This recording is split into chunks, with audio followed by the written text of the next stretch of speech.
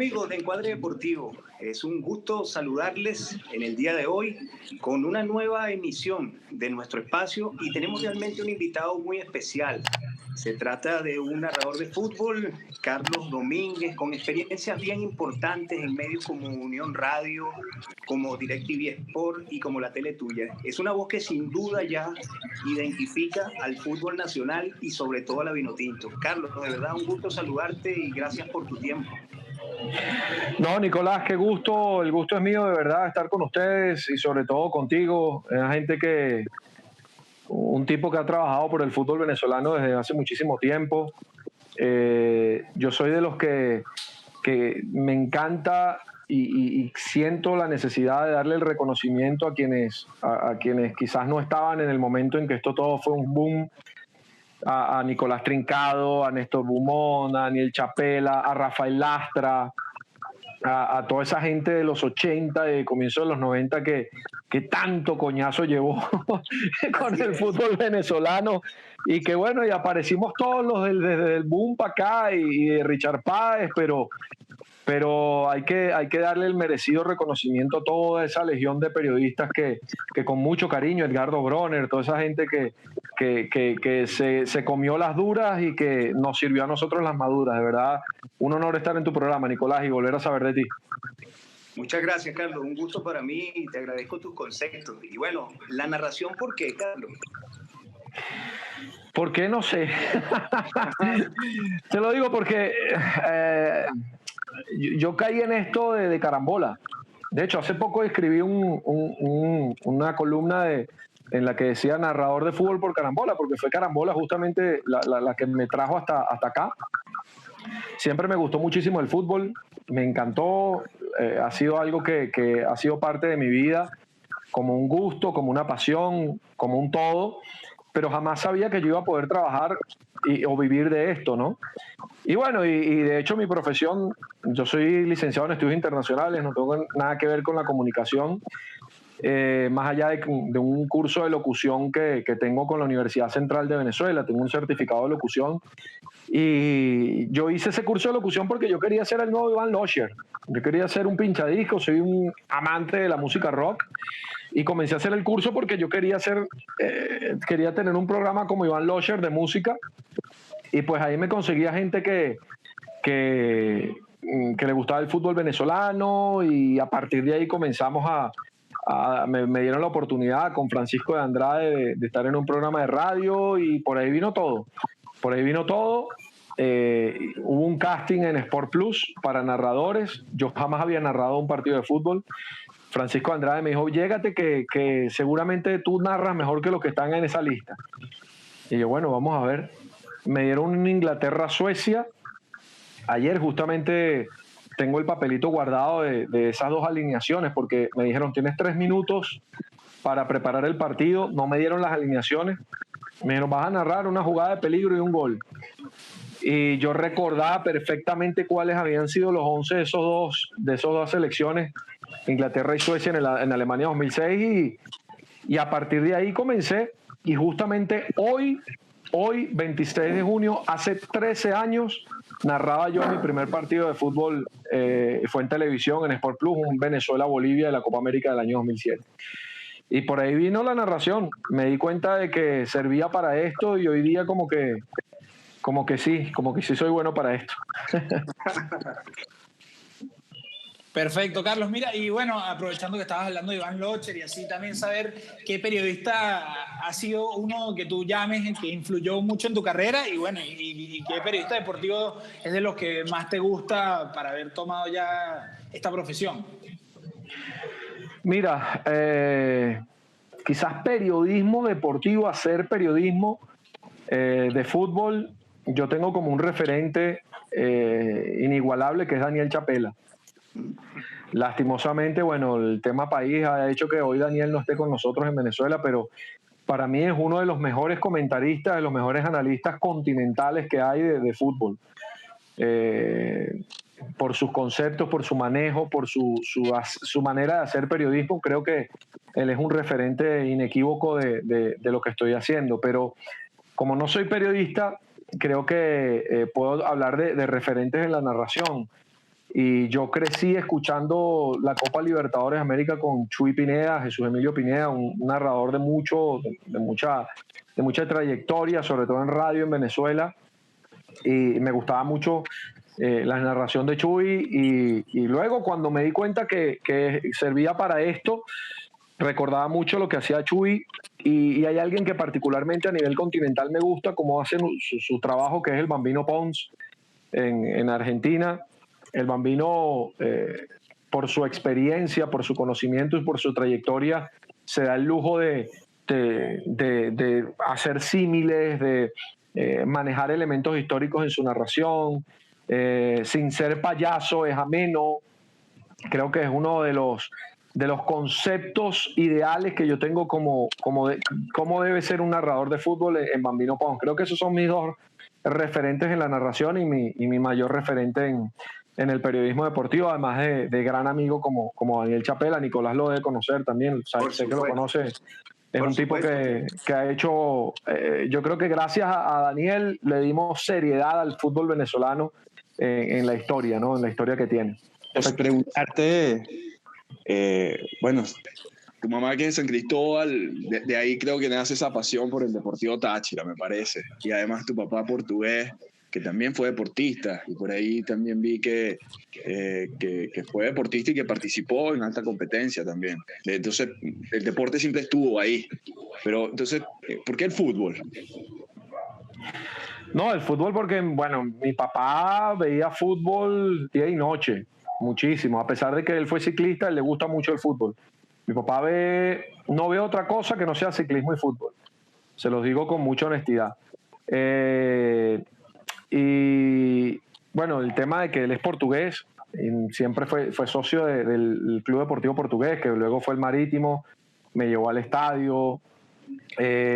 Luego de que desaparece el Marítimo, me gusta Táchira, siempre me gustó, más allá de que eran los rivales enconados, eran ellos dos, pero antes la rivalidad no era esa estupidez hoy de te odio, tú eres Táchira, no es Venezuela, no sé qué, no existía. Antes había un respeto tremendo por tu rival, un respeto enorme. Tú hablas con la gente de San Cristóbal y te dicen que cuando el clásico Táchira-Marítimo era un equipo grande que los visitaba y había un respeto tremendo. Entonces, a mí me gustaba Marítimo, pero también me gustaba Táchira por todo lo que significaba, porque mi hermano nació en San Cristóbal, mi hermano mayor, mi mamá nació en San Cristóbal, él nació allá, y él venía acá, me lleva 11 años, él venía acá con todo el Deportivo Táchira. Entonces, no, yo soy el Marítimo, no, yo soy el Táchira. Entonces íbamos al estadio, íbamos a los Táchira Marítimos, él iba por Táchira, yo iba por Marítimo. En ningún momento hubo ofensas ni nada por el estilo, sino era un gusto particular. Y bueno, cuando desaparece Marítimo, yo recuerdo que cuando era chamo, Nicolás puede recordar, se hablaba mucho acerca de una confabulación que había para que los equipos de primera división, junto con la liga, hicieran desaparecer a Marítimo. De hecho, el caso fue que Marítimo no pudo jugar unos playoffs porque no tenía el aforo adecuado. Exacto, y recuerdo en la zona de Guatire, Miranda, Carlos. Sí, yo estaba en esa época incluso con el circuito del Marítimo, con Graciano Cruz y con Jesús Eduardo Acosta. Y bueno, en definitiva, por no tener el aforo, se hizo toda una componenda y tal cual como lo está diciendo, lo desaparecieron tristemente. Exacto, Nico. Y tú recuerdas que el Guido Blanco se llamaba ese estadio. Y tú recuerdas que ese playoff era como el béisbol. O sea, los equipos que quedaban eliminados, los equipos que entraban en el playoff podían utilizar jugadores de los equipos eliminados.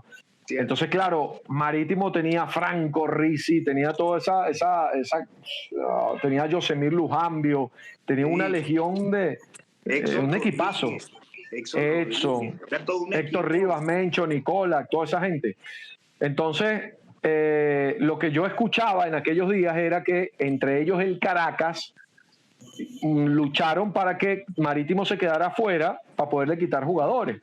Entonces a mí me quedó como ese resquemor con el Caracas de un cuento de que yo había escuchado en aquella vez que terminó no siendo cierto, pero Entonces, yo dije, no, bueno, ahora voy a seguir al Marítimo, al Táchira, perdón, porque era el equipo de la familia, porque era el equipo de mi hermano y a partir de ahí vino esa relación con Táchira. Pero hoy día me llevo muy bien con la gente del Caracas, con Philip, con Miki, con Rostin. De verdad hay un respeto enorme, incluso con el plantel del Caracas.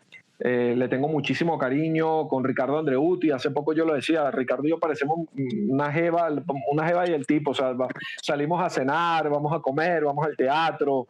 De verdad que es una camada de jugadores, un plantel extraordinario. Hasta hace poco estuvo Cookie Martin, estuvo Rubén Quijada, gente fenomenal, de verdad, que con la que me llevo muy bien, y con todo el fútbol venezolano le tengo un cariño particular al fútbol por encima de los equipos. Qué bueno. Carlos, los estilos narrativos se van consiguiendo, se van trabajando. Cuéntanos de ese marcado acento, ese triple sí cuando se produce un gol. ¿Cuándo lo fabricaste? No son 3, Nico, son 4. A todo el mundo dice sí. Yo digo, no son 3, son sí. Son 4. Mira, importante que hables de los estilos, Nico, porque yo recuerdo que cuando yo comencé en esto, yo comencé, o sea, fortuito. Entonces yo narraba como me salía. Entonces mucha gente me decía, tú te pareces a los argentinos, tú te pareces a los gochos. Entonces, bueno, entonces, ¿hacia dónde estoy apuntando? Yo lo que dije fue, cuando comencé a ver que yo servía para esto, yo dije, bueno, vamos a tratar de tener un estilo propio, tratar de no copiar. Y entonces yo veía que los argentinos tenían ciertas palabras, que la gente de San Cristóbal también tenía ciertas palabras, cierto uso del lenguaje quizás que no es el adecuado, los colombianos, el ritmo en televisión. Yo comencé en televisión y luego en radio. O sea que es muchas veces al revés. Tú comienzas en radio y pasas a televisión, y mi caso fue al revés. Entonces yo decía, yo no puedo trasladar el ritmo, la descripción de la radio a la televisión, tengo que tener algo moderado. Pero en televisión los venezolanos acostumbramos a ser muy pausados, quizás no tan emotivos. Entonces yo dije, bueno, meterle un poquito más de velocidad a la narración en televisión y tratar de tener un equilibrio. Entonces por ahí fui dándole hasta llegar a donde estoy. Mucha gente me dice a mí, ese que estás narrando no eres tú, y es precisamente porque yo he tomado la narración como un acto. Eso es algo que me enseñó a mí José Manuel Vieira. José Manuel me decía, la narración es una actuación, nosotros somos un personaje. Y cuando me dicen, ese no eres tú, yo digo, no, es que yo saco la voz de otro lado. O sea, mi tono de narrar no es el mismo del de hablar. Entonces, no, eso no debería ser así. Yo creo que sí. ¿Por qué? Porque a mí el tono de narración, sobre todo cuando hago los ejercicios de voz, me ayudan a que cuando yo esté enfermo, cuando tenga gripe, yo a pesar de tener gripe puedo seguir narrando porque no es mi voz, yo saco la voz de otro lado. Entonces, entre ese, creo que he generado como un estilo muy particular. A mí mucha gente me dice que te pareces mucho a Carlos Mauricio, y es verdad, yo escucho a Carlos Mauricio, a Toma Papá, y coño, es verdad, se parece o nos parecemos. Pero bueno, el tema del sí fue algo que surgió porque yo siempre fui crítico, Nicolás, de marcarse de poner eso de toma papá, de decir tal cosa cuando haces el gol. Yo decía, ¿pero por qué? O sea, uno tiene que ser auténtico, uno tiene que ser... Y bueno, yo lo criticaba. Hasta que un día en Sport Plus, el primer canal en el que trabajé, llegó un productor, Henry Castillo, ahora está en Estados Unidos. Henry entra en un entretiempo, y yo recuerdo que estaba narrando un partido de Wolfsburgo, el Wolfsburgo con Johandri Orozco. Jugaba contra Werder Bremen, que por cierto bajó a segunda, el Werder Bremen de Claudio Pizarro, recuerdo, el peruano. Y Johandri hizo un golazo en aquel partido, y me volví loco, ¿no? Johandri hizo el gol. Entonces dije, sí, me quedé pegado con el sí. Entonces en el entretiempo entró Henry y me dice, coño, chamo, tú deberías patentar ese sí, quedó bien de pinga, quedó fino. Y en serio, sí, quedó fino. Y yo, bueno, vamos a usarlo, pues. Entonces a partir de ese día comencé con el sí, y no fue por algo, siento que, a ver, no caes en lo ridículo, porque he escuchado a veces gente que trata como de marcar una diferencia, entonces no tiene punch. Porque muchas veces si tú no tienes carisma, porque creo que para ser narrador de fútbol, hermano, si usted no tiene carisma no va para ningún lado. Entonces, si no tienes carisma y te inventas un grito de gol, entonces no lo vas a pegar. Entonces yo dije, voy a hacer algo que no caiga en lo ridículo, que tenga punch y que sea emotivo, porque el gol, hermano, es el orgasmo del fútbol. Entonces, creo que quedó y ahí vamos, con el sí, que son 4, que no son 3. Es así.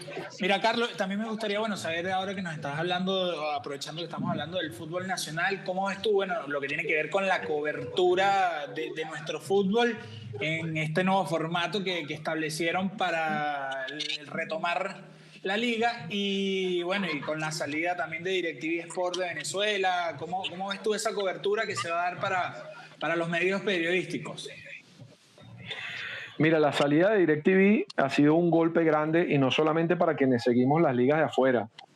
La cantidad de suscriptores que tenía DirecTV va por 2.5 millones.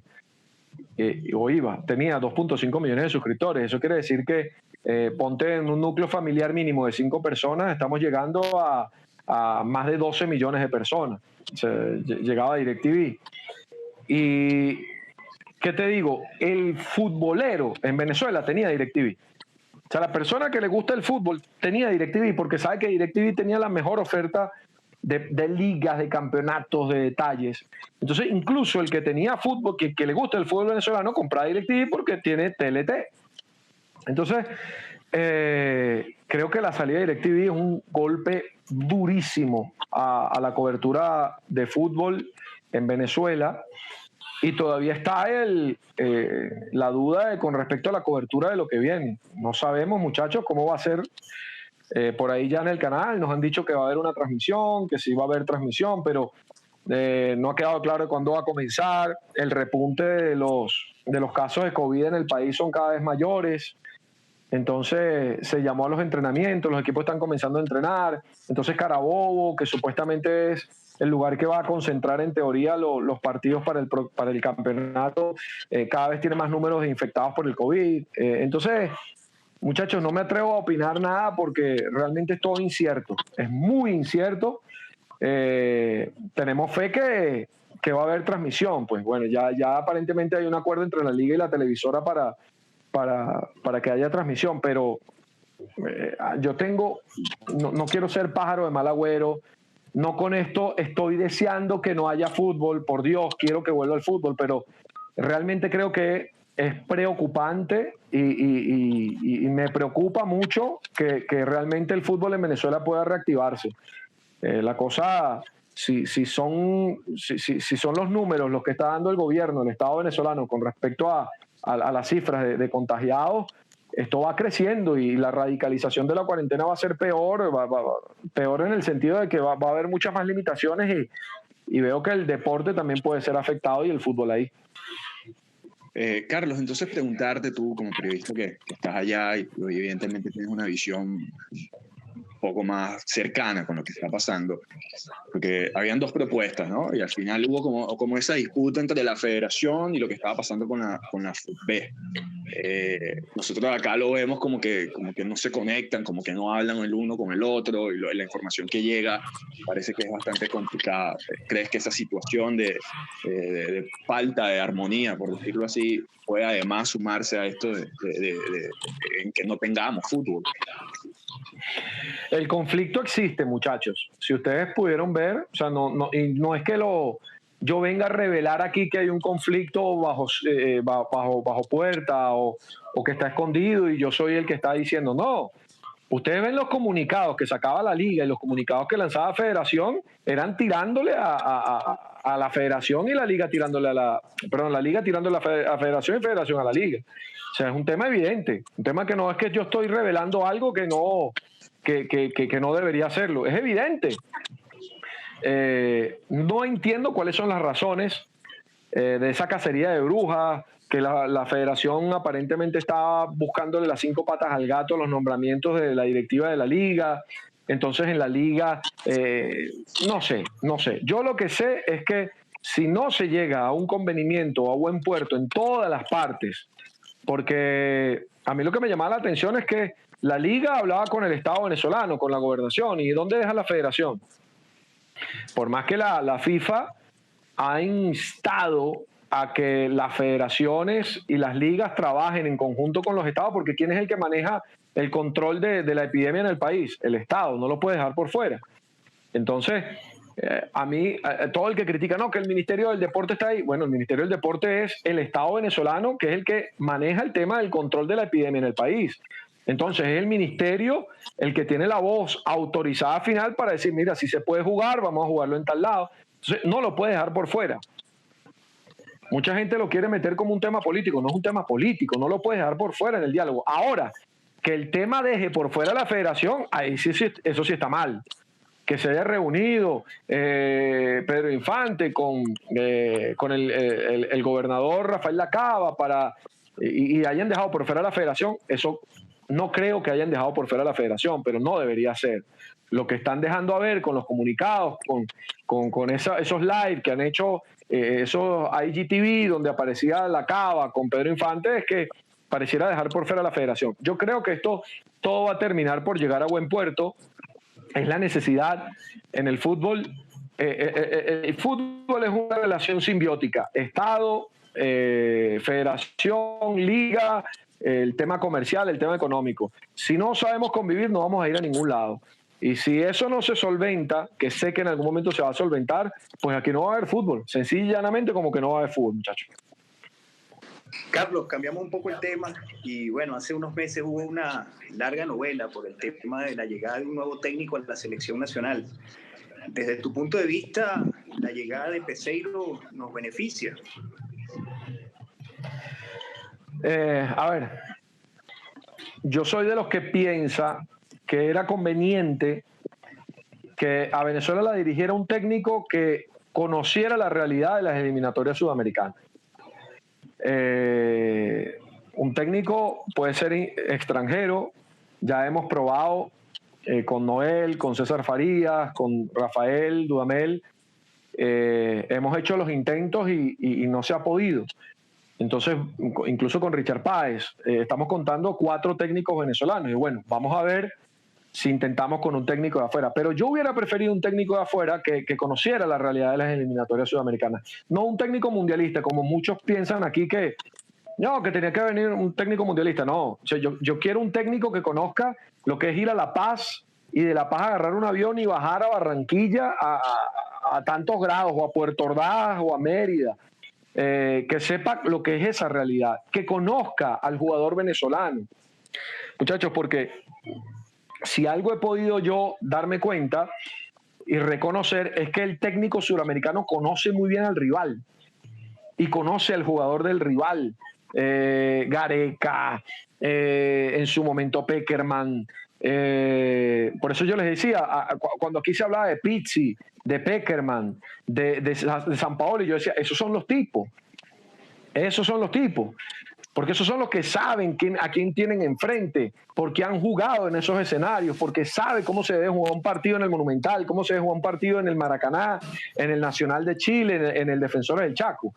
Porque el fútbol, nuestro campeonato, nuestra eliminatoria, es la más particular del mundo. No hay una como esta.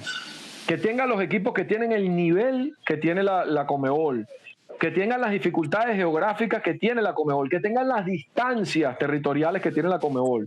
Entonces, yo pensaba, yo decía, mira, puede ser Pekerman. Hablo de los que supuestamente sonaban. Pekerman, Pizzi, Sampaoli, César Farías. Muchachos, porque no hay nadie como César Farías, que está dirigiendo ahorita la selección de Bolivia, que conozca la eliminatoria sudamericana o el concierto sudamericano como César Farías, por más que fuera venezolano, pero es un tipo que ya internacional. César Farías es un tipo internacional, dirigió a Cerro, dirigió a Tijuana, dirigió a De Strongest. O sea, entonces llega Peseiro, que creo que lo ubican por ser 2 cosas, una opción económica y extranjera. O sea, que era quizás las 2 prerrogativas que tenía la federación a la hora de contratar un seleccionador. Peseiro, las primeras veces que yo pude hablar con él, se notaba que Peseiro no tenía ni idea de quién era Jefferson Savarino. No tenía ni idea de quién era Rómulo Otero. Entonces es un tipo que se ha tenido que ir familiarizando con el fútbol venezolano. Es un tipo que todavía no ha ido a ver un Caracas Táchira. Es un tipo que todavía no ha ido a ver un partido del fútbol venezolano. Entonces, yo siento que ahí hay como una desventaja con respecto al resto. O sea, estamos dando como oportunidad al resto. ¿Ves? Claro. Entonces, pues, sí me gusta de Peseiro la idea que he podido ver, he conversado con él. Es un tipo muy preparado, muchacho. Un tipo súper preparado. No es un don nadie, como muchos creen. Es un tipo que dirigió al Porto de Portugal, dirigió el Sporting. Estamos hablando de un campeón de Europa. Llegó a una final de Europa League con el Sporting contra Manchester United. Dirigió al Panathinaikos, equipo campeón de Europa, uno de los equipos fuertes de Europa del Este. O sea, no es un don nadie. Claro, Carlos, Como y para bueno, menospreciarlo. eso mismo me gustaría preguntarte, aprovechando que, bueno, todo este palmarés que tiene Peseiro, y hablamos de que, bueno, viene a imprimir un nuevo sistema y un sistema ofensivo a la Vinotinto. Con el plantel que tenemos, ¿crees tú que sí se pueda llegar a ese sistema que quiere Peseiro y que nos pueda funcionar en nuestras eliminatorias? Mira, es una pregunta muy para un técnico. Yo soy un narrador de fútbol o un analista de fútbol. Me parece una pregunta muy para un técnico, ¿no? A ver, lo que les decía, muchachos, Peseiro en las entrevistas ha dejado ver que él cree que Venezuela tiene material para proponer algo más ofensivo que lo que ofrecía Dudamel. Y yo creo que los cambios van a venir, digamos, progresivos, ¿no? Y poquito a poco. Ya uno lo vio con el primer llamado que hizo Peseiro. Recuerden, la lista de 39, que eran los mismos 39 que había tenido en consideración Rafael Dudamel. No había nadie nuevo. Quijadas, por ejemplo, haciendo una gran temporada con Alianza Lima, no aparecía ni siquiera ahí. Entonces me da a entender que Peseiro dice, ya va, yo no voy a inventar. Esto lo venía haciendo Dudamel y vamos a seguir ese camino. Muchachos, los últimos días de Dudamel al frente de la selección, para mí fueron los mejores de Dudamel en la selección. Cómo le ganamos a Japón, los 2 partidos en Venezuela, cómo se ganaron, el fútbol que estaba ofreciendo Venezuela, el nivel de Soteldo, los goles de Salomón. A mí que me vengan a decir, no, pero eran rivales que le faltaban no sé qué. No, mira, mano, si son rivales a los que le faltan jugadores, hay que aplastarlos y Venezuela los aplastó. Vamos a estar claros. Entonces, yo lamento mucho que Dudamel se haya tenido que ir de la selección. No en lo personal y en lo periodístico, que tengo mis críticas serias al manejo que hizo Dudamel con la prensa y con la relación selección-medios de comunicación. Yo no estoy de acuerdo en muchas cosas.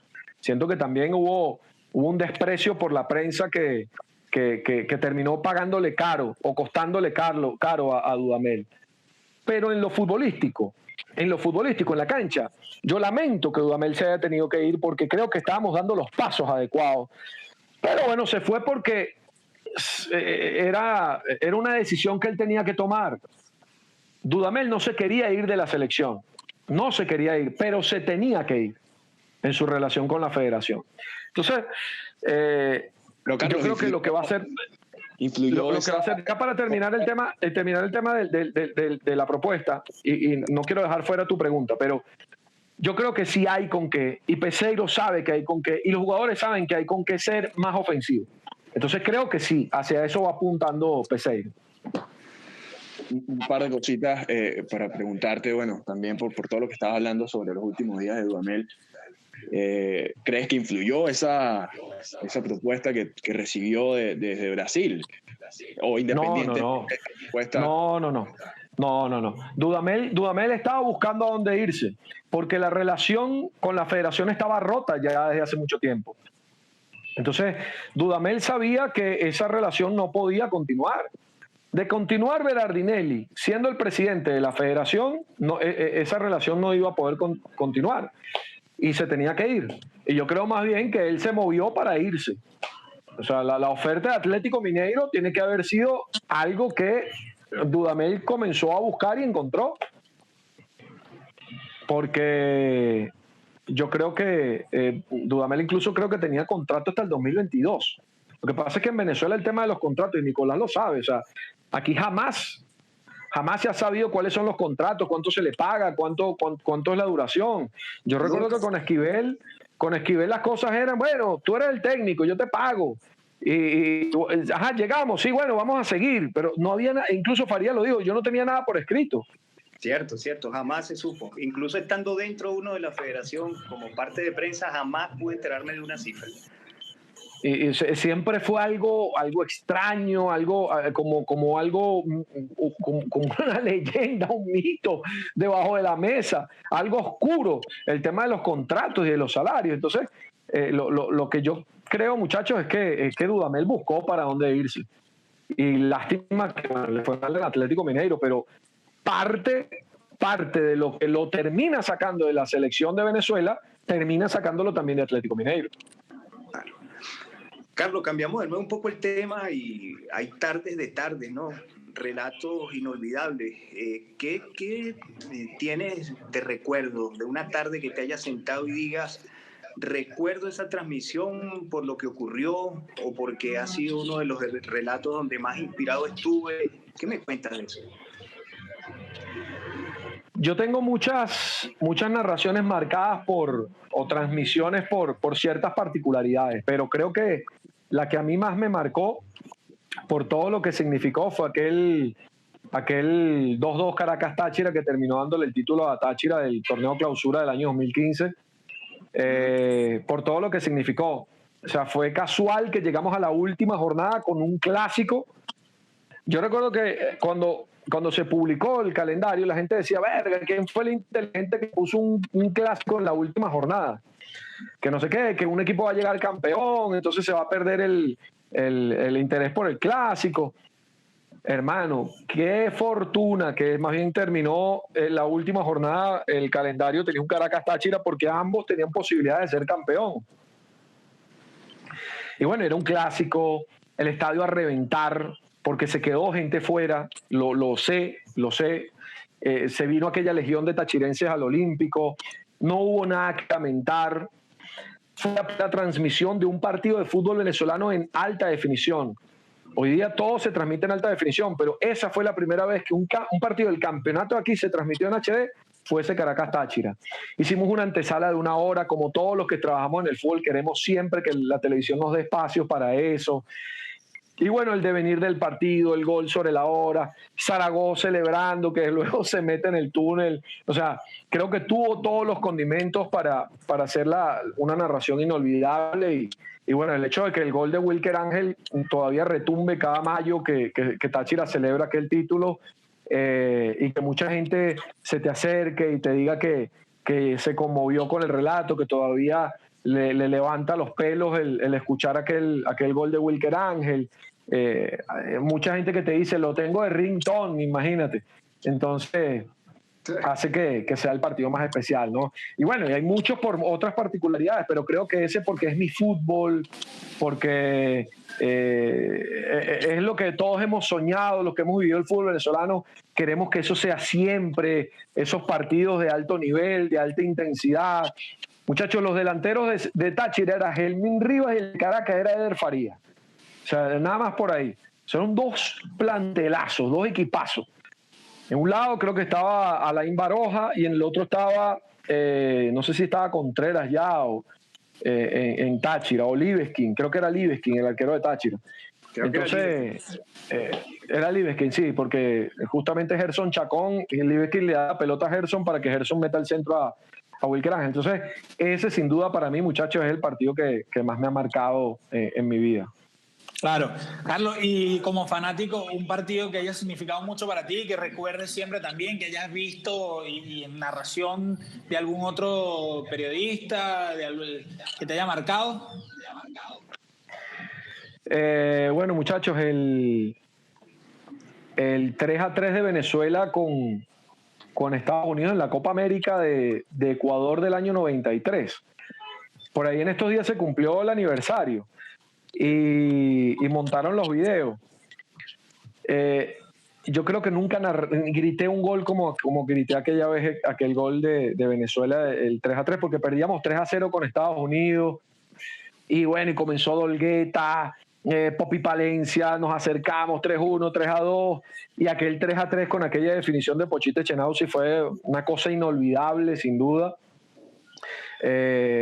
Recuerdo con muchísimo cariño el gol de Grendi Peroso, que nos metió en la semifinal contra Paraguay en la Copa América de 2011. Yo recuerdo que en aquella oportunidad yo ya estaba trabajando en los medios, pero casualmente ese día no narré ni en radio ni en televisión. Ya estaba yo en DirecTV no tenía los derechos, sino aquí lo transmitía, era Meridiano. Y no sé qué estaba haciendo yo, que yo iba en el carro.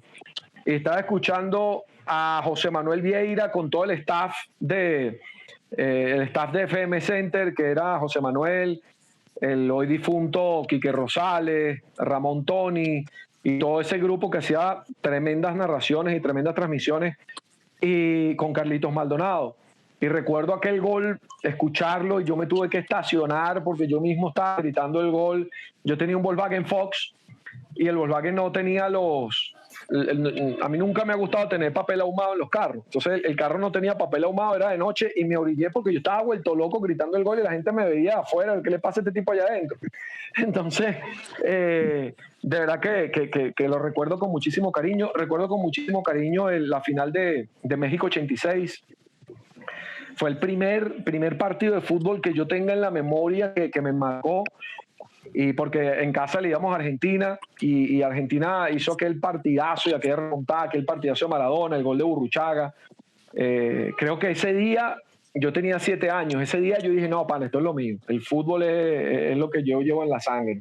Justamente por esa final y bueno, creo que son partidos especiales que han quedado grabados en mi vida para siempre. Ojo, y el mejor partido que he visto yo en mi vida, fue la Copa Libertadores del año 2002 o 2003. Fue un Nacional Santos. Un partido de Copa Libertadores entre Nacional de Montevideo y Santos. Santos tenía a Robinho, a Diego, a Elano, aquel equipazo, aquel Super Santos. Y fue un 4-4, muchachos. Nacional contra Santos. Métanse en YouTube, pongan Nacional 4, Santos 4. Y vean un poco de gente que ni siquiera... Hay un tipo que es de Peñarol y dice, yo soy de Peñarol, este es el partido que más disfruté en mi vida. Son Nacional Santos. Y hay mucha gente que decía, gracias a Dios encontré este resumen, es el partido más emocionante que he visto en mi vida. Vean el resumen, el partido está completo en YouTube. Pero no, fue un partidazo. Había un camerunés que se llama Angua Benoit. Era el camerunés que tenía Nacional de Montevideo. El bicho hacía un golazo, creo que fue el 4-4. Se venía abajo, ese fue en el Estadio Nacional, el Centenario de Montevideo. Se venía abajo la Colombia. O sea, muchachos, tómense por lo menos vean el resumen. Está en YouTube. Nacional 4, Santos 4.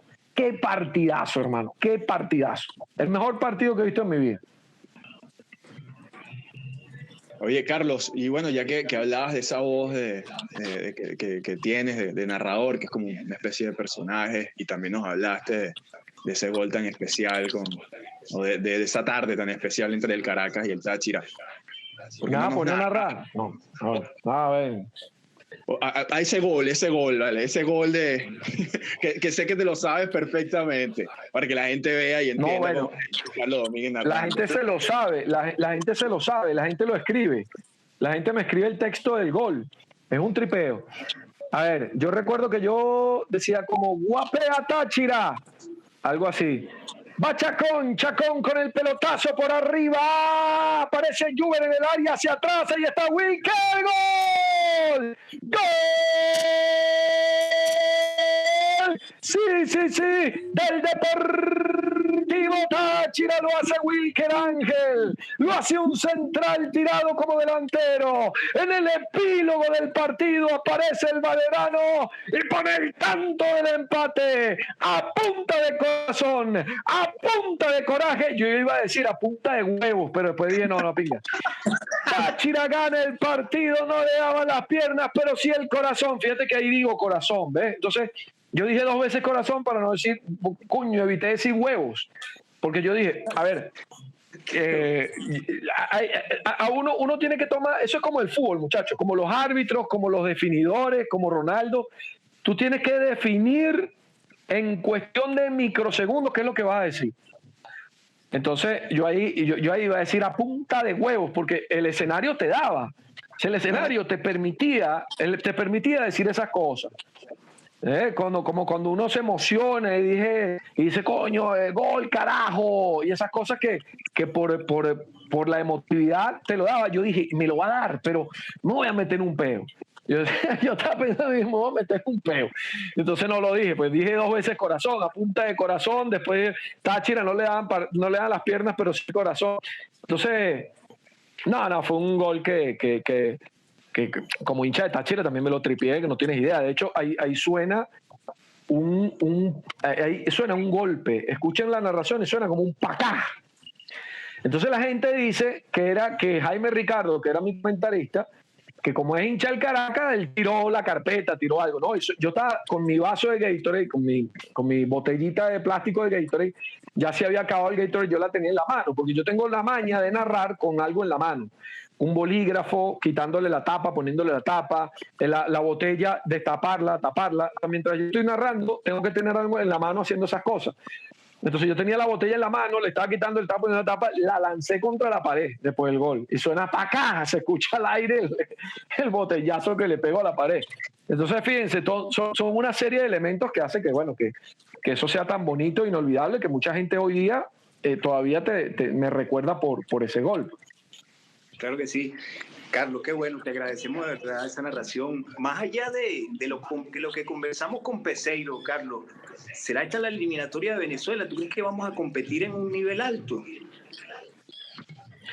Mira, a ver, si hubiera seguido Dudamel, yo me atrevo a decir que sí. Pero hoy, al no saber todavía qué es lo que quiere Peseiro, porque no puedo evaluar a Peseiro porque ni siquiera ha reunido a los muchachos, ni siquiera los ha reunido, échale bola. Sí. O sea, ni siquiera ha tenido la oportunidad de sentarse con ellos, o con uno, con otro, ha conversado por teléfono, ha visitado a algunos.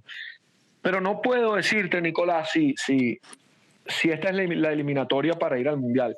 Yo creo que por generación de futbolistas y por el fútbol que nos dejó Dudamel, yo creo que sí se puede ir al Mundial. Con eso hay. Yo creo que con eso hay. Y aparte, bueno, hay que hacer otras cosas, como tratar de ceder lo menos posibles puntos en condición de local.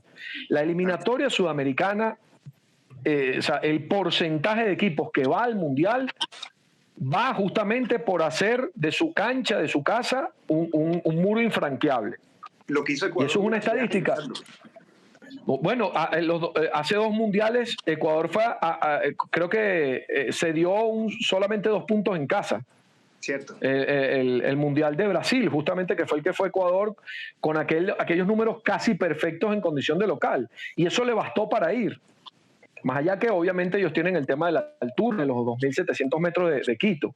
Pero yo creo que tenemos la mejor generación de futbolistas de nuestra historia, muchachos. La tenemos. O sea, cuando acá, y disculpen que me refiera tanto a Nicolás, porque Nicolás vivió el fútbol de antes, cuando acá teníamos 2 tipos como Joseph Martínez o Salomón Rondón en punta de ataque.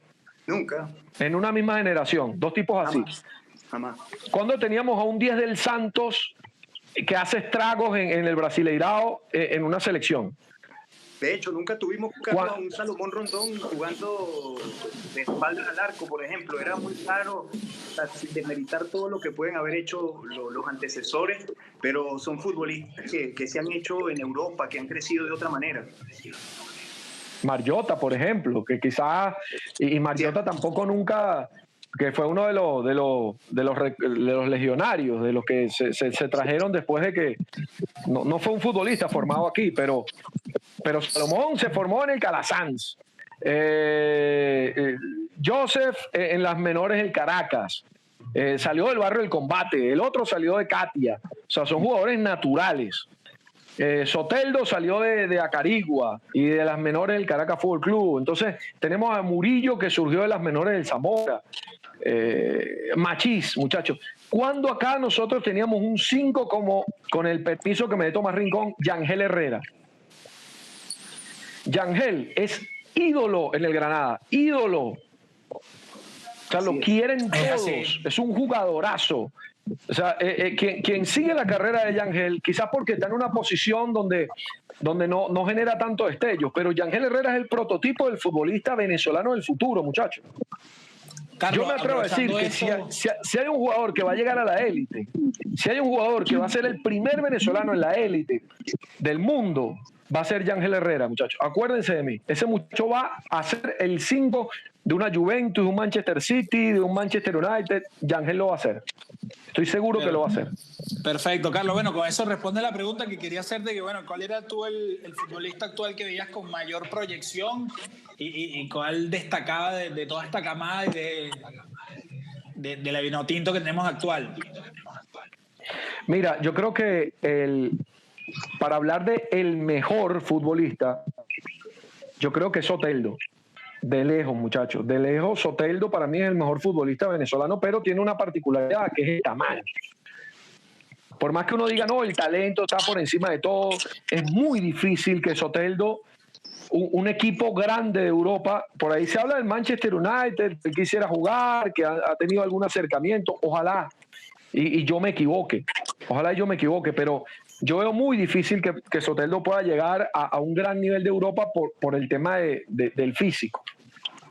Yo sé que yo me voy a equivocar, pero lo veo así. Pero es el jugador diferente, no hemos tenido un jugador como él.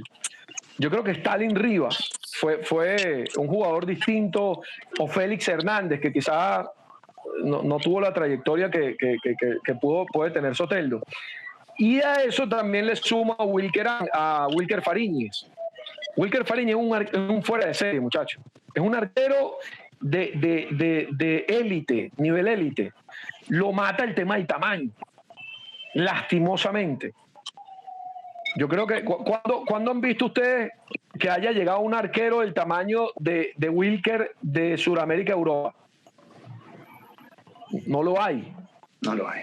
O sea, ni el propio Armani, que es un arquerazo, que es un tamañote, pasaporte argentino, o sea, ni siquiera Armani.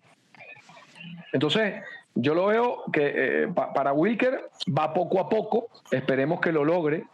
Yo sé que el talento puede por encima de todo, pero va muy poco a poco y creo que el tamaño también. Entonces, por eso les digo, muchachos, yo siento que esos dos son los mejores jugadores de Venezuela, Soteldo y Fariñez, pero para mí, Yangel es el jugador top, el jugador al que tengo la esperanza de verlo jugar en un equipo, y no solamente jugar, siendo protagonista y titular en un equipo top del mundo. Oye, Carlos Domínguez, Carlos, hablando de eso, de esta camada de jugadores, ¿te preocupa un poco?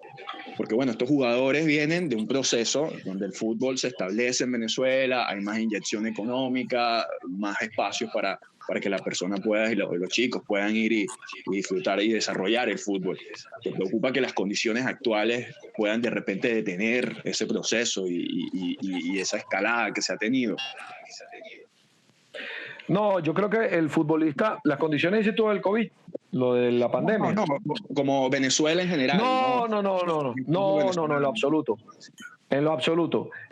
Hay dos realidades. Una, la realidad económica, que es evidente, y yo siento que el único factor o el único elemento del fútbol que no ha parado de crecer ha sido el futbolista. El futbolista, o sea, el jugador de fútbol. En el entorno podemos tener críticas con respecto a los técnicos, a los directivos, a la estructura del fútbol nacional, pero el futbolista no para. El futbolista sigue creciendo. Y seguimos sacando muy buenos jugadores y seguimos teniendo individualidades importantes. Ahora, yo sí creo algo. Nosotros nos hemos convertido en un país de un flujo de migración tremenda, y no de inmigrantes, sino de emigrantes. Entonces, nosotros vamos a tener una ventaja más adelante, porque nuestros futbolistas van a ser oriundos. O sea, son chamos el chamo que se fue a Chile, que parió a su chamo allá y que comenzó a jugar en el Audax italiano. Y esto poco a poco ya lo estamos viendo, muchachos, porque la crisis no es nueva. Porque ya tenemos 10, 12 años de una situación donde la gente comenzó a irse del país. Y estamos comenzando a darnos cuenta de que hay una cantidad de oriundos importantísima. Surge Alejandro Marqués, Peña Sauner. Están comenzando a salir jugadores de raíces venezolanas fuera. Y creo que ese va a ser el futuro del fútbol venezolano. O el futuro de las selecciones. El futuro de las selecciones va a partir por ahí. Como puede pasar, por ejemplo, con selecciones como Alemania, que hoy día estamos viendo una cantidad de turcos y negros que antes no se veían ahí. Entonces, creo que el futuro del fútbol venezolano va apuntando hacia esas dos realidades, hacia la exportación temprana de jugadores y hacia el nacimiento de futbolistas fuera de nuestro territorio que sí van a ser venezolanos. Bueno, Carlos, yo quiero de verdad, en nombre de mis compañeros, Eduardo Anzola y David Rodríguez, agradecerte este grato y buen momento que nos has hecho pasar con este diálogo, desearte a la distancia todo lo mejor y esperar que tu voz resuene con fuerza, sobre todo cantando estos goles vinotintos que están por venir. Te mando desde aquí un abrazo y ha sido un verdadero gusto charlar contigo. No, el gusto es mío, David, Eduardo, de verdad muchísimas gracias. Todo lo mejor para esos proyectos de la gente que está fuera de Venezuela, tratando de echarle bola. Sé que ustedes le están echando un camión y quiero que Dios los bendiga y que todos esos proyectos de ustedes progresen. Y a ti, Nicolás, de verdad, con particular aprecio, de verdad muchísimas gracias. Y bueno, como siempre, lamento mucho de que todos los que estuvimos trabajando por el fútbol en Venezuela hoy día no estemos juntos aquí en nuestro país. Me hubiera encantado que estuviéramos Petrocelli, Trincao, Chapela, Provenza, Tomapapá, todos haciéndonos competencia en nuestro país, porque sé que tendríamos un nivel descomunal de periodismo deportivo en Venezuela. Pero bueno, allá donde están, desearles todo lo mejor y que pronto estemos de nuevo juntos, que es mi mayor deseo. Te agradezco mucho, que estés muy bien, Carlos. Muchas gracias.